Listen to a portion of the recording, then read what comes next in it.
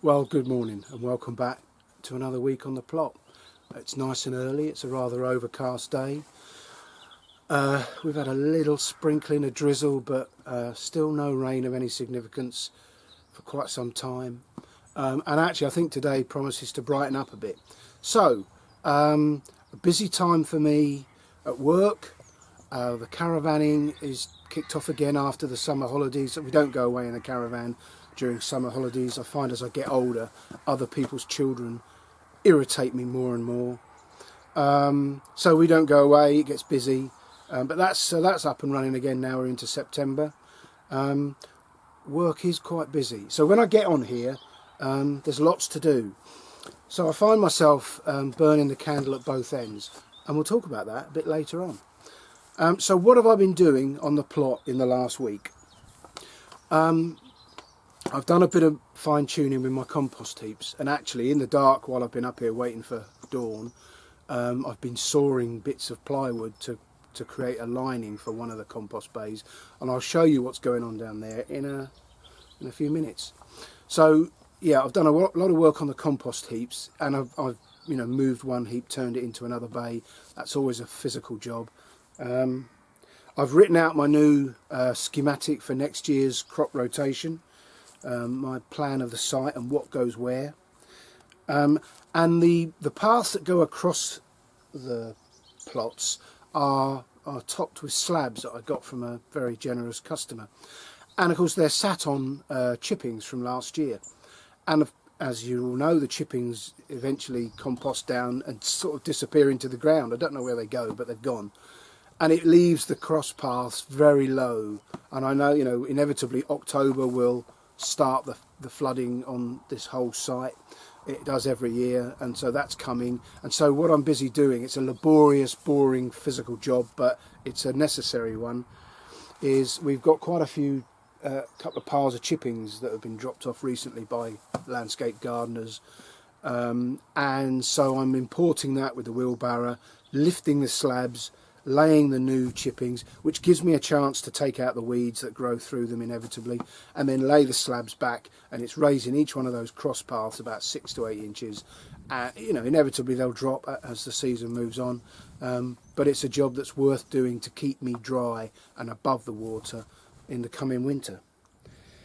I've cut off all the I've got lots of cucumber plants on this site, and they meander along the ground and up the trellises that I've built. And it's hard to find them under all that growth, so I had a real dig out this week, and I've got out some of the cucumbers I've missed. We juice at least one whole mature cucumber every day in our juice, as I showed you in the last video, and so we're not going short of cucumbers. I've got more than I can use. I'll show you how many I've had recently, and we're very, very busy harvesting, eating and freezing and preserving our produce. We're now really into the peak time for cropping, and I don't want to waste a single onion.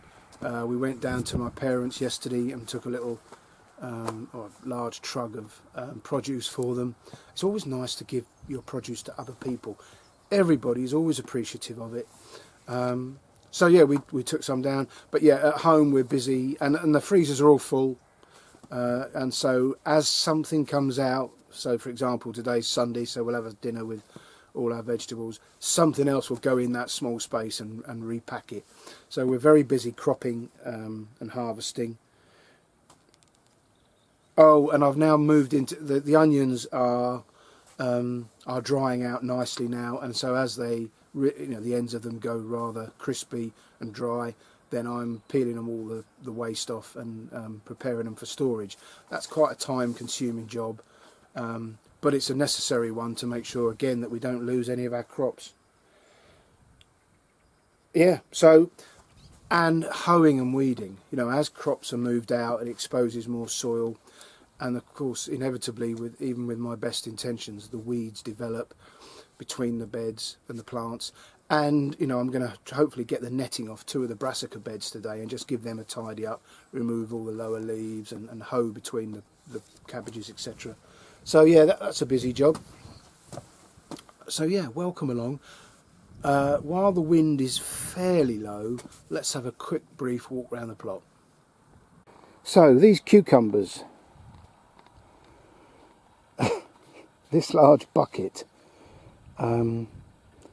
is just a selection. It's certainly not all of them, but that is regrettably the unused and missed cucumbers. And I assure you, I haven't just loaded the top of that with something underneath. That is all cucumbers in there. You know, I don't know, 30, 40 cucumbers, maybe more. And they all came off of this small collection of plants here. I haven't been under that cucumber plant there. Well, there's about 3 or 4 of them. You know, and I know that's wasteful and it's a shame. But like I say, we're eating and juicing cucumbers like they're going out of fashion.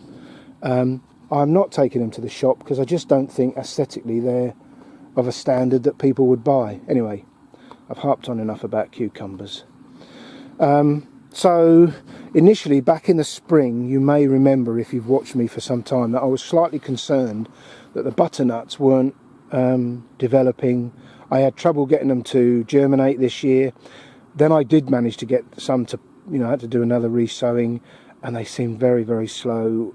And it's not by any stretch going to be my best season for butternuts, but as you can see, strewn around the paths, because they tend to start producing the fruit once they've left the main area. I've got a number, and I guess there's about 20 in that bed, and that'll do us. Strangely, we're now cropping strawberries again. It is the most peculiar year. So you can see these plants, you know, we had our crop back in May, June, which is the accepted time of year to be eating strawberries. And yet here we are moving towards October, and many of the plants are flowering again and producing fruit. Indeed, I can see a red one there. I'll nip that off and eat it before the slugs get it. Anyway, more unkept plants. These 2 courgette plants, which have done sterling work this year, have broken through the chicken wire, and they're now heading quite close to the asparagus. Well, that'll get stopped, but the asparagus has really pushed on this year. I mean, these were only sown in the spring. Really pleased with their progress. It's looking good. No idea, don't know how well they'll do through the winter. Never grown asparagus before, so it's another learning curve for me. The second crop of beetroot sowings, and you can see there's a gap here where I took some down to my mum, and I shall harvest more of those today and take them to the shop, I think. These autumn fruiting new raspberry plants haven't produced this year, but you know, obviously they'll be tied in on these wires and hopefully they'll crop next year. Moving down to the pumpkin patch, and I've wandered around it. I'm not too concerned. I've definitely got the 12 I need. Part of the contract, we have to provide 6 pumpkins. It used to be 5, it's now 6 per plot to the shop for Halloween. Well, I've got 2 plots, so I need 12, and I stopped counting at 20. So I'm going to be more than able to provide my required tax in pumpkins. These 2 beds, as you can see, apart from some leaks, have now been emptied, tidied, raked. The winter squash mashed potato, they again have developed a really good crop, and I'm not too concerned about how many of those I get. You know, if we try one and it doesn't taste anything like mashed potato and we don't like them, well, I've wasted this whole bed. But there's lots of fruit in there. They're a little bit small, those ones, but there are some much bigger ones. Yeah, I've sort of bypassed a fair bit there. Still got the potatoes in the tubs. In fact, Cheryl wants me to take some potatoes home for tea tonight. I suspect they will be as disappointing as the others. And if I get that extra piece of land at the end from Melvin for next year, I will be putting potatoes in the ground in the conventional manner, because the tubs, whilst they produce very clean, untouched potatoes, they are tiny.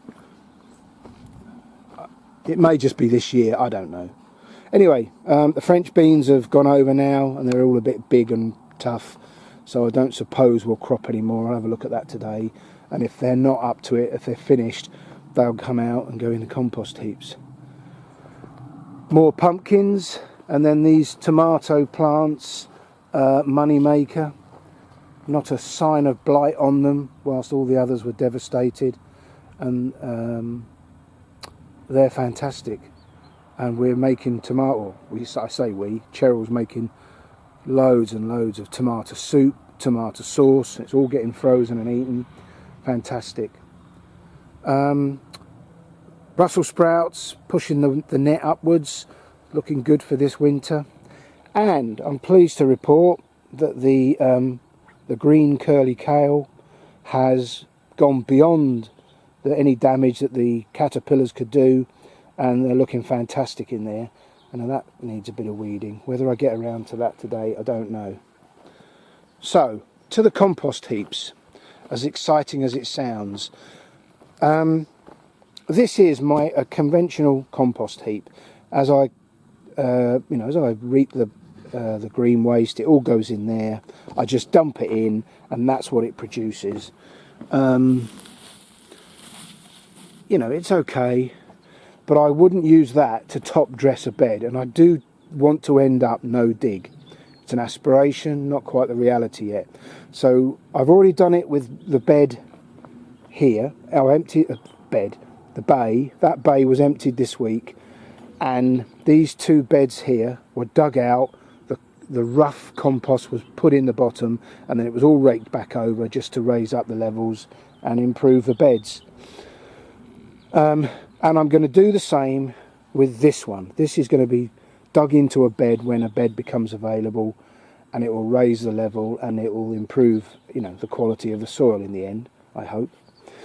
So that's what I'll do with that. But that's not what I want to do as an end game. What I want to be able to do is top dress so that I'm no dig. And I've mentioned before that I'm now mowing all my compost material before it goes in the compost heap.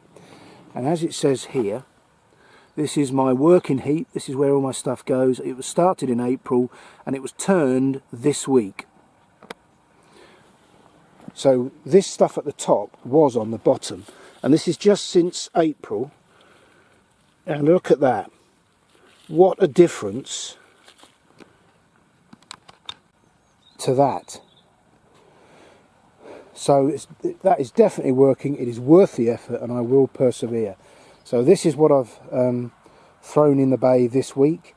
When it's a little bit more sociable, at 9 or 10 o'clock, I'll get the mower out. That will all be chopped up, and it will be added to this heap, and that is making really good compost, and I'd be more than happy. In fact, now I'd be more than happy to top dress a bed with this stuff. It's warm to the touch. It's marvellous stuff.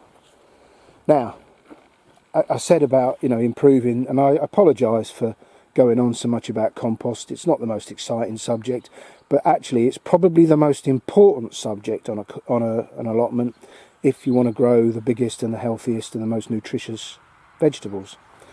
So these old bits of ply that were thrown out by the garden centre, they've got a place where they put wood that the public can take. I got that from there, and I've sawn them roughly, and I'm lining the bay because the temperature of my compost is only getting up to about 40 degrees centigrade, and I want it higher because then it'll kill the perennial weeds. So I've chopped those in the dark this morning. I shall screw them in later on to just firm them up, and then when I turn that that bay, that will go into here, and I'm hoping that the solid sides will just help to stop dissipating the heat and raise the temperature in the compost. We shall see. Anyway, that's enough compost talk. Moving round to the extra bit. I really should come up with a name for it. But again, still not taken a parsnip. I'm really excited to pull the first parsnip and see what I've got. But again, this has all been weeded and hoed and looked after. And at some point, I've got to sort out this mess that is these blackberry bushes. But anyway, I am going today to chop some more comfrey and add it to my comfrey processor. It's a fancy name for a metal tin. Anyway, that brings you up to date with what's going on Hanley Plotter's allotment. Welcome along. I'm a great believer in trying not to worry too much about anything in life. Inevitably we all worry about something, and I think what I've observed, certainly with my customers, who mostly are the older generation, that as you get older you worry about smaller and smaller things. I just feel, generally, doesn't always work, that life will sort itself out. If I can give you a brief example, when I was a soldier, I was a warrant officer, and I was moving to Northern Ireland, accompanied, so my family were coming with me and we're going to live in a military married quarter inside a barracks. We were moving out just before the millennium, and I had, because it was the marching season with all the troubles that are associated with it, I had to go out and take up my post. I was going to be a sergeant major, and I had to go out ahead of the family. So Cheryl, for the first time and only time, had to pack up the quarter, sort all the removals, and move the family across from, well, we were living near Saffron Walden at the time. I think that's Essex. Move across to Northern Ireland, where I would meet her and escort her to the new house. And she was very worried about this. You know, she'd not done it on her own before. It was a lot of pressure on her, and you know, the kids are at school, and all the life goes on as it does, and she had to do all that. And I said to her, look, Cheryl, it will sort itself out. Easy for me to say. I was over in Northern Ireland just doing my job. And it did. My dad came up from where they lived and helped her move, and then she packed up the large motor caravan we had with a trailer, with a golden retriever dog and 3 young children, and drove north. I'm guessing it was to Stranraer for the ferry across to Belfast. That's what when I said to her before she moved, I said, when you get off the ferry in Belfast, for Christ's sake, if I'm not there, don't drive into Belfast. The ferry comes straight off and you're into the city. So she drove north. I mean, she's not the greatest at map reading, so how she did it, I must have written her notes. I just don't remember. I mean, it was, it was 21 years ago. Crikey, that's a long time ago. So she drove north with the 3 children, a motor caravan, a dog, got to the port, parked up. She was there in plenty of time, which is good, and she was in one of the lanes, and they asked one of the workers there where they could walk the dog safely, so off they went with the dog. And what we used to do is we stick the dog's lead, because it's better for the dog to be outside than stuck in the motor caravan, stuck the loop of his hand, part of his lead, over the post on the trailer, and put a bowl of water, and that was it. And they went in the motor caravan and had their lunch. And eventually, in an hour or two, they were called forward and they kept driving down the single lane, luckily only in first gear. And just before they went on the ramp onto the ship, one of the blokes in his high-vis vest stopped Cheryl in the van and said, "Is that your dog there?" She'd left the dog outside and the dog's running along on the lead. poor old dog. So she was horrified. Anyway, she got the dog back in the motor caravan, all was well. And they got off at Belfast, where I wasn't there to meet them. I was running late. Anyway, I got there and was dropped off by one of the lads, and I drove the van to the new house. And the new house, and I say it was a new house, they were laying the drive as we arrived. And and Cheryl loved that house. It was very modern. It had a built-in garage, utility room. It was like she got to choose some of the furniture. It was just lovely. And what a lovely place to be in Northern Ireland. I know it's got its troubles, and it did back then as well. But we had a wonderful time. So, yeah, the reason I tell you that long, rambling, rather boring story is that life always works its way out. And, there's no need to worry too much. Things will be all right in the end. And I'll give you another little example. We've got a caravan, as you know, and it's got motor movers on it. So they're little motors with cogs that you push and engage on the tyres of the caravan, and with a remote control you can move it around when it's detached from the car on a campsite into its pitch. They're really handy. They save all the physical effort, and they've been a real asset. Well, they stopped working back in July, so I've had to be a little more accurate when I reverse onto a pitch with the car. That's okay, I can do it. And we've had no problem, but I thought, well, we've got to get this fixed. Eventually we'll have to book it into a caravan dealership and get it fixed. Anyway, we were coming back from our last weekend away on Exmoor. More of that in a moment. And we were in the services, and Cheryl had gone in to buy us some lunch. And I always, when she does that, I get out the car and I wander around the caravan, just checking it all over, and just stand outside getting some fresh air and give me a bum a rest. Anyway, there was a caravan next to us, and they were in their caravan having lunch. And they got out and they were getting ready to leave, and the bloke walked down the side, and he was quite an old fella. And as old people tend to, he just spoke to me as if he'd known me for years. Very, very friendly fella. And as he walked past me down the side of his caravan, he said, motor movers have stopped working, but I found a solution. Now, why he just said that out of the blue, I don't know, but mine weren't working. So I said to him, well, that's funny you should mention that. Mine aren't working. What was the solution you found? And he held up a piece of wire in his hand. He said, it's this. And I said, well, I'll tell you what, if I open the door of my caravan, will you get in my caravan and show me what it is you do with it? And he said, yeah. So that's what we did. We got in the caravan, and I lifted the seats where all the working parts of these movers are, the electric box. And I've read all the instructions trying to see if I could, we replaced the battery in the remote, did all sorts of different things to try and make it work, to no avail. Anyway, he showed me this metal box. Bear with me, we'll get there. And on this metal box, the electrics for the motor movers, there's a tiny pinprick hole. And he says, what you have to do is this bit of wire, you just insert it into this little hole, and there's a reset button inside, and it just clicks, and your motor movers work. I said, wow, that's fantastic. So we're on our hands and knees, and he does that, and click, you hear that click. We got out, and I set it all up, and sure enough, the motor movers worked. Isn't that fantastic? This bloke, out of the blue, just says to me, my motor movers don't work. And he shows me how, life just works out. That's what I think. Anyway, moving on from that to something a little more interesting, hopefully. Like I say, we had a weekend on Exmoor. We always enjoy going there. So let's have a brief look at what we got up to. Welcome to a wet and blustery Exmoor.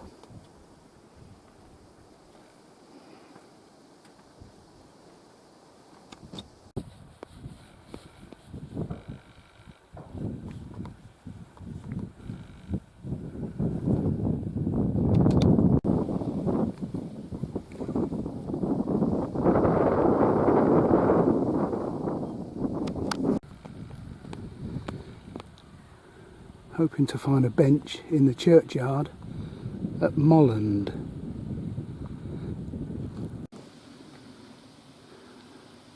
It's not looking good for a bench. Sometimes life just works out for the best. Lunchtime.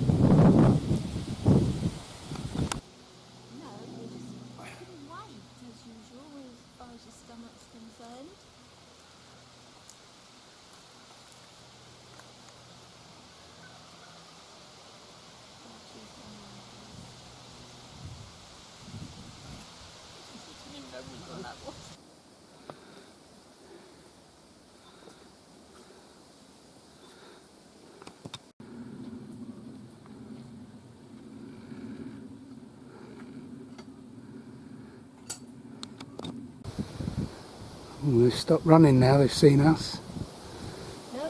more coming.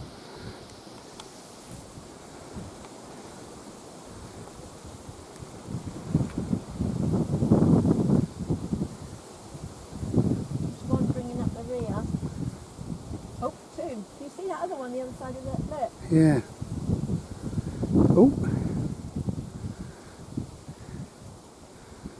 Yeah, they're quite frisky, aren't they? Mm.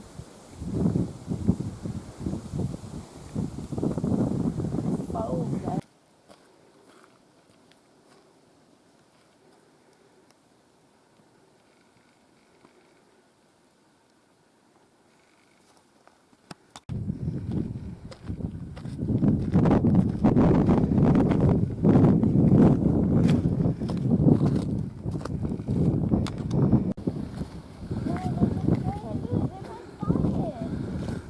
We're finally back at the car, but there are cows right next to it, so Cheryl has a bit of an issue. She'll wait for me. Ow! They're not natural born killers, though.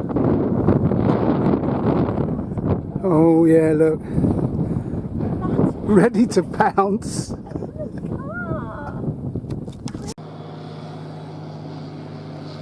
Day 2.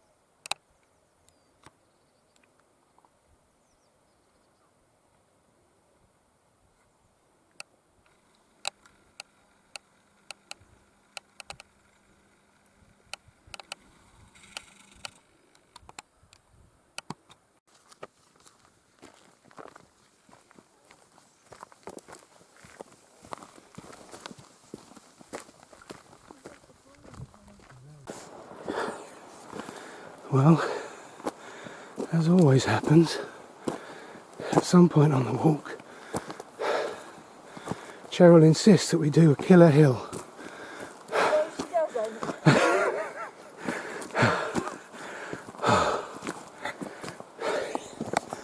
I think she's struggling, but personally, I'm finding it a breeze.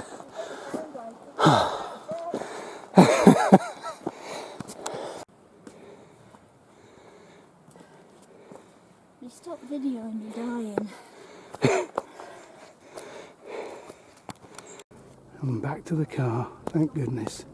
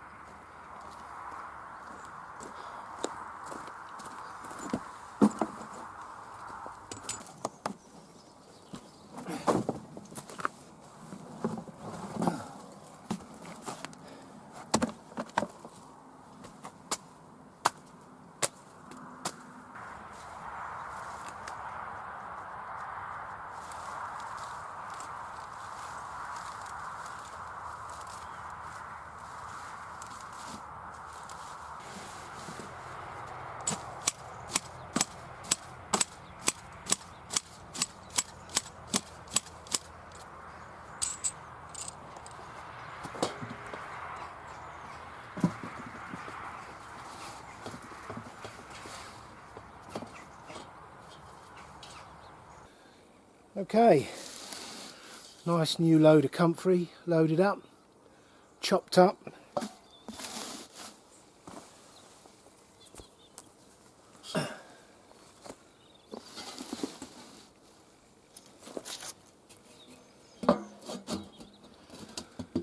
Another job ticked off the list.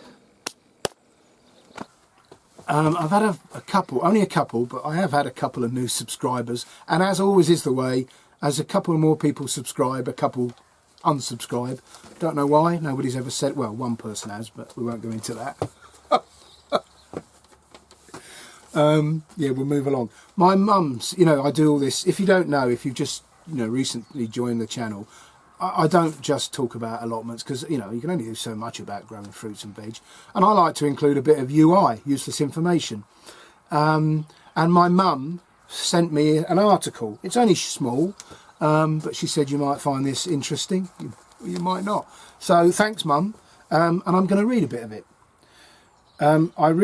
This isn't me talking, this is the article. I recently advised my daughter not to burn the candle at both ends. She had been doing a demanding job, looking after her 23-month-old daughter and having a busy social life. Oh yeah, that sounds difficult. The expression I used originated from a time when the main source of light in the home was either wax candles or rushlight. By fixing them horizontally and lighting them at both ends, they would provide more light, but they would drip and burn more quickly. Like people who have an overbusy life, they soon become burnt out. From about 500 BC, the Romans are known to have supplemented the light provided by their ubiquitous small pottery oil lamps with candles made by dipping wicks into wax. They used tallow wax, rendered fat from beef or mutton, which gave poor light and a bad smell. China, India and Japan were also early users of candles using wax made from whales, tree nuts, bees and the cinnamon tree. I didn't know there was such a thing as a cinnamon tree. In medieval Europe, most of the population would not have access to artificial light. That's hard to imagine, isn't it, in today's world? So they went, well, they'll mention it. They would go to bed at sunset and get up to start work at sunrise. I tell you what, in today's, we say, oh, we lead such busy lives. No, we bloody don't. Imagine getting up at sunrise and going to work and going to bed at sunset. And in between that, that's what you do. You work to sustain yourselves and your families. And then when it's dark, you have to go to sleep because there's no light. We don't know how lucky we are. Busy lives, my elbow. Only the wealthy and the church would use candles, and these would have been made of beeswax, which burnt slowly, gave off less smoke and had a pleasant smell. In the 18th and 19th century, spermaceti, a waxy substance from the head of a sperm whale, was used as a substitute for tallow because it burnt longer and brighter and didn't smell. In 1834, Joseph Morgan developed an automated candle making machine that could produce 1,500 candles an hour. This meant the poor could at last afford candles. His candles had a braided cotton wick that curled over as it burnt, so did not need trimming. At the same time, James Young distilled paraffin wax from coal and oil, which burnt with little smoke and no smell. Anyway, the takeout for that is to just think back to, it's only in the last few hundred years, and we've been around for hundreds of thousands of years as a species, and it's only in the last few hundred years that we've had heating, light. It's hard for you and I to imagine how difficult, how dangerous, how frightening life was for the human species for all, 99.99999% of our existence. Yeah, it's fascinating, I think.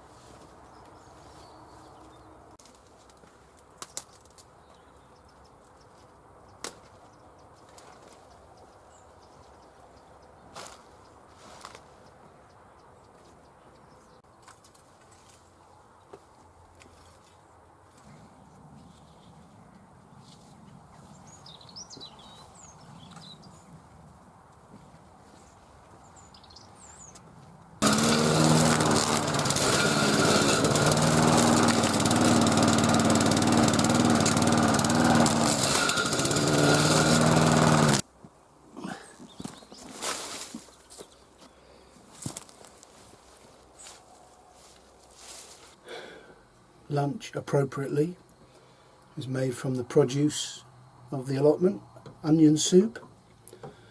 So it's got my onions in it, and I have no idea what else goes in it. That's not my department. We had it for tea last night, and the leftovers were put in a Tupperware box for my lunch. And the technical extent of my cooking is I knew to take it out the Tupperware and put it in a saucepan before I heated it up. See, don't say I'm not bloody clever in the kitchen. It smells fantastic. Moving along, more culture. I've got some more of these interesting or not so interesting facts about the human body. So, without further ado, laughing 100 times is equivalent to 15 minutes on a static exercise bike. Oh, only 99 to go. There are more bacteria in your mouth than there are people on Earth. Wow. I can believe that. Yes. Yeah. Right-handed people live on average 9 years longer than left-handed people. That's a real bummer. And you know why? I'm left-handed. Specialists, left-handed people. Smokers reduce their life expectancy by 11 minutes per cigarette. Wow. Why would you do that? When you sneeze, your body is getting rid of infected cells. An average sneeze will spread over 100,000 virus cells up to 9 metres. 9 metres? Christ, all those scared mask wearers, they'll be petrified if they hear that. You typically, here now this is really interesting. You typically only breathe through one nostril at a time. Every few hours, the active nostril takes a break, and so on. They alternate. Put your finger under your nose and try it. Prepare to be amazed. I was sat in my little study when I read that, and I'm sat, and it's true. So right now, this nostril here, I won't go too far, that nostril is the active nostril. So it's the air's coming out of that one. There's nothing coming out of that one. That's amazing. You just assume that both nostrils are working together. Prepare to be amazed. See, you don't get this on any other allotment site, do you? Looks like I'm going to do the hit the salute, doesn't it? That's fascinating. Fingernails grow faster on your dominant hand. Wow. Yeah, interesting. I thought.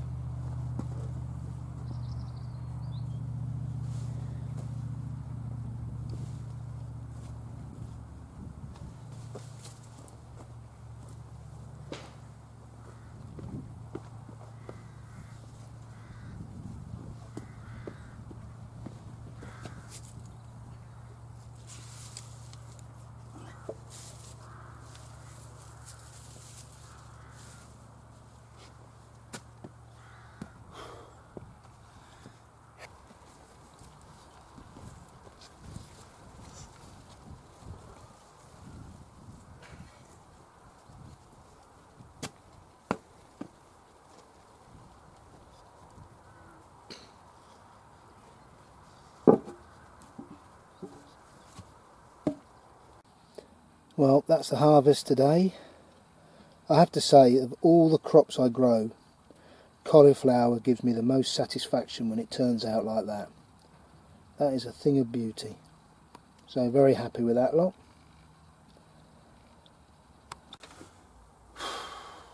Cheers. A good day on the plot. Nobody else up here. I find that amazing. Truly amazing. Just, you know, anyway. Yeah, had the place to myself, which, you know, has its appeal in its own right, but I'd like to see other people using their allotments. If you don't want to use it, give it to somebody else. So I've done a few more paths. I've cleared a few more beds. The French beans have come out. I'm leaving the runner beans to develop, to dry out, so I can harvest the beans themselves for seeds next year. I took some beetroot and cabbage down to the farm shop. I've done a lot of work with the compost. I did the comfrey, chopped it all up as you saw, made another load, and I've got quite a few bottles up on the rack up there, saving. And I think what I'll do next spring is I'll drop those bottles in the water butts, not the bottles themselves, but I'll pour it in, and you know, it'll make a diluted solution of feed out of the water butts. But that's for another for next year. What else have I done? You've seen the harvest and a bit of cropping. Yeah, I've had a good day. I've enjoyed it. Very productive. And I am learning slowly to just sit for maybe 10-15 minutes with my brew and just enjoy being here. You know, it doesn't all have to be go, go, go. So if you made it this far, well done. We're off camping up at the Malvern Hills next weekend with a view to going to the autumn, Three Counties autumn show. So I might get a bit of footage of that if I can. But the following week we're off down to Dartmoor. We're going with my parents. So I'm not really sure when I will post my next video. It may be a little bit of time. But however it is, or whenever it is, look after yourselves, take care. I shall see you soon. Bye for now.